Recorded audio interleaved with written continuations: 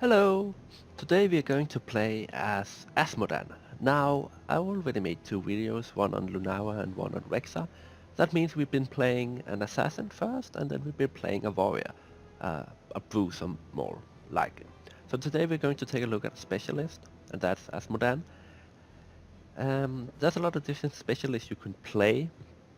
They basically fight in very different ways.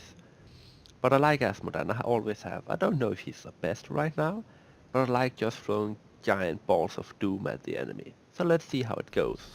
Shall we? Yeah, it begins. That's right, Azmodan. Good job. Hello! We are in the game now. So we basically entered the new map called Hanamura. As you can see, it's the Overwatch-inspired map set in Japan, I think. It's pretty cool. You don't go in and hit the enemy core as you normally would. You can see up here the core only have 7 health each. You basically have to escort different payloads that will shoot on the enemy core when you have escorted them. We have Varian, Atanis, Ufa, Nova and me, Azmodan, and they have Atanis, ETC, Nova, Rhaegar and Chromie. Now normally on Azmodan I go for a globe build. I have a long range siege attack here I can use to damage the enemy. I can throw it down here. I can summon minions with my W ability, Y ability, that word. I can use my laser to hit the enemy here, and I can move a little bit while using the laser. I can also summon extra minions with my trade. But I think I will go for a laser build actually, which should be fun. It's not something I usually do, but it's quite good at pressuring out the enemy team. As you can see, I can just put it down, slowly move around. And our Nova secured that kill because of it. It's quite mana intensive I find at times, but it will be better as we move up. Another reason to choose the laser build compared to some of the other ones. You could also have chosen Sieging Rare for Taste of Blood. Taste of Blood requires you to kill minions to be effective. And in this map you don't spend a lot of time in the lanes. A lot of work is done outside the lanes, meaning that I wouldn't get any value out of that. See here for example, I can put it down on the... oh, I need to get out of here. But I could put down on the healer to pressure the healer out of here, which I think I'll try to do when we get to the payloads. Just attack Rhaegar here and force him to run away, because otherwise I'll just kill him with my lasers of doom.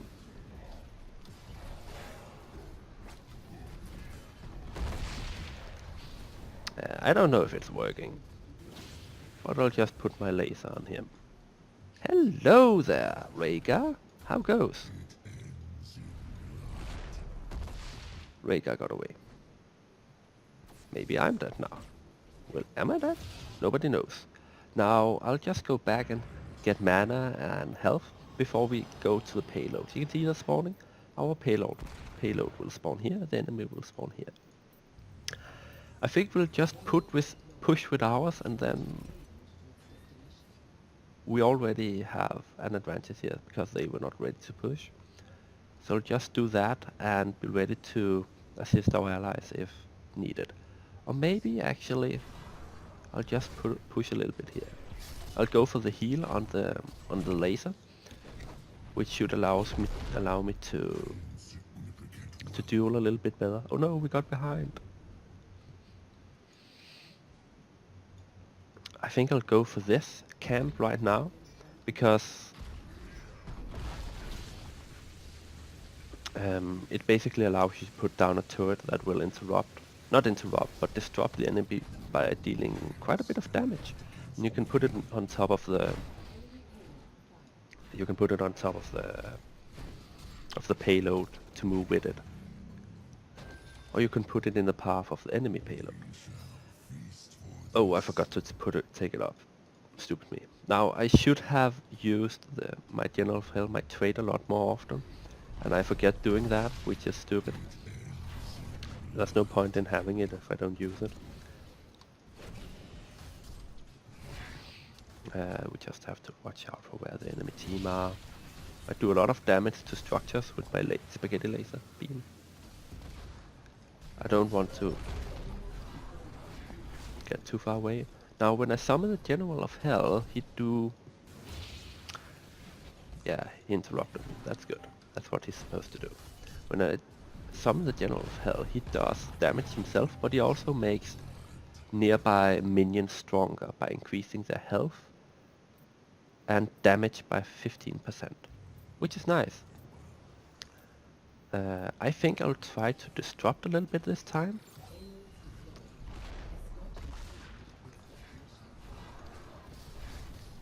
He don't have a interrupt for me, so I'll just laser him to death.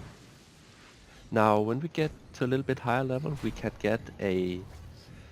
Yeah, now I can get a laser. I can get a laser talent that increases the movement speed I have when I use it. As you can see, our payload is moving because...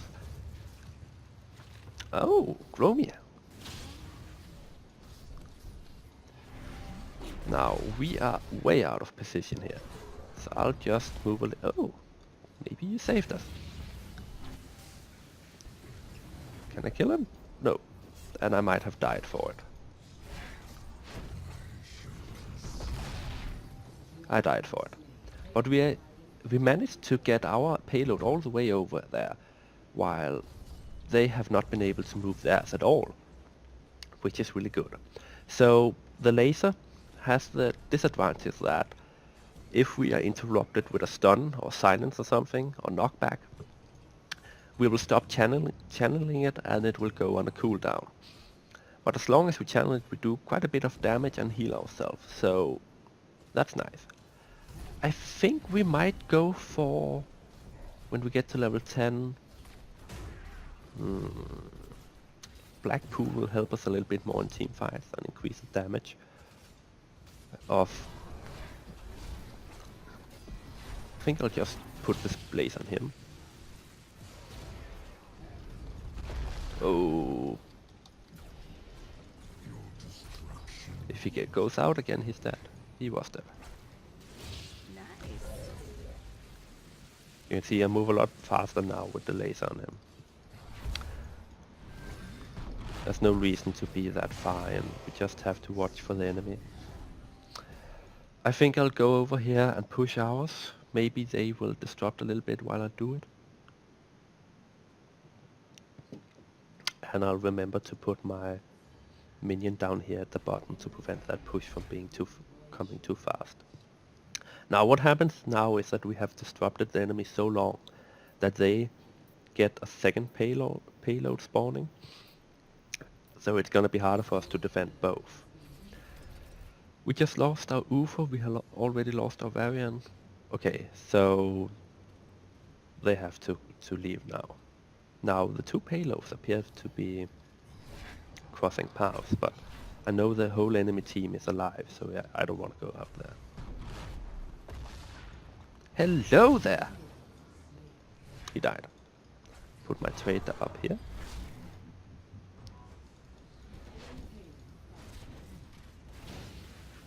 And she's dead. And he just used his stun. Gonna go for that one.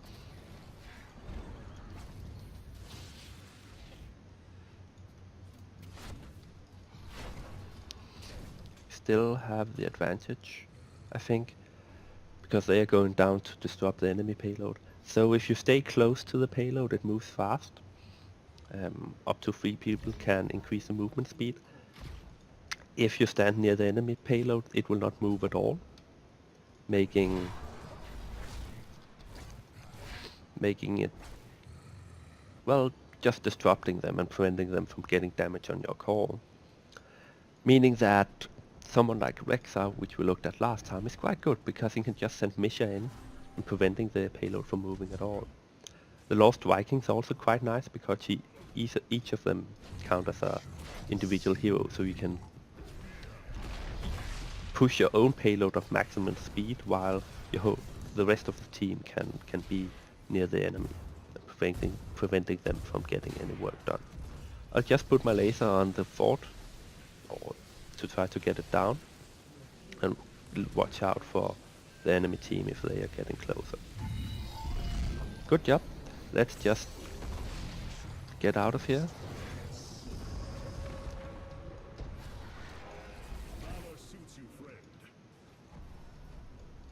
Oh, I forgot to put my hotkey back to normal. Whoop. Whoop. And he's dead. Put my Black Pool of Doom down. Ah, the swap doesn't interrupt it. I'll go over here, I think. Ufa is staying? Maybe he's staying. Just put the pressure on here. Now if you kill an enemy building, you get an extra shot on your next payload, meaning that this payload will shoot 2 times. I'm just gonna go over here and disrupt theirs. Yeah, he cannot stay here because he's alone. Here we're gonna go for more damage on the laser beam.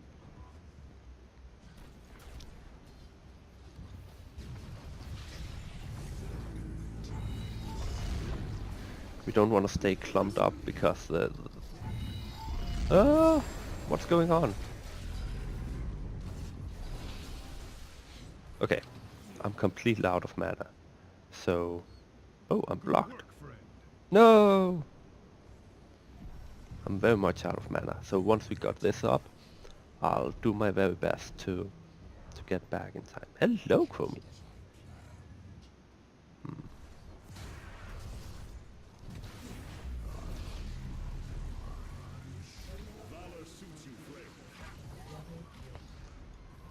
I'll just go back to get mana now. The enemy core only have 2 health left, meaning that if we get this one, then if we get this building, then the next shot we get will kill the enemy core. So we should totally do that. And I'm coming up there right now to do just that. The enemy team are moving their payload in, but that's not too bad. They don't have any buildings of our buildings down, so they will just get one shot out off. We'll just move in here and destroy this fort. You can see it goes quite fast when I get my laser beam up. The longer time we channel on a single target, whether it's heroes or buildings or what, it will increase in damage. We also have quite a bit of level lead, likely because of all the kills we have done. So if we get this through, we win. Push to win. Look, I can spell.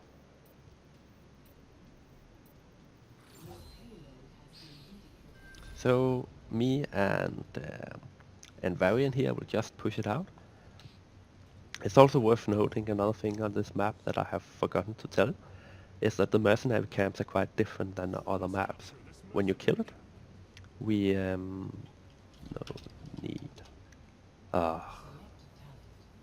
Here I'm gonna go for summon the demon warrior.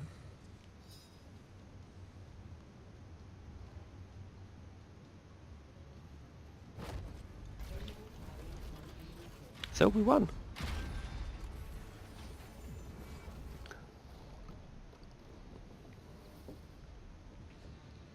Ah, that's nice.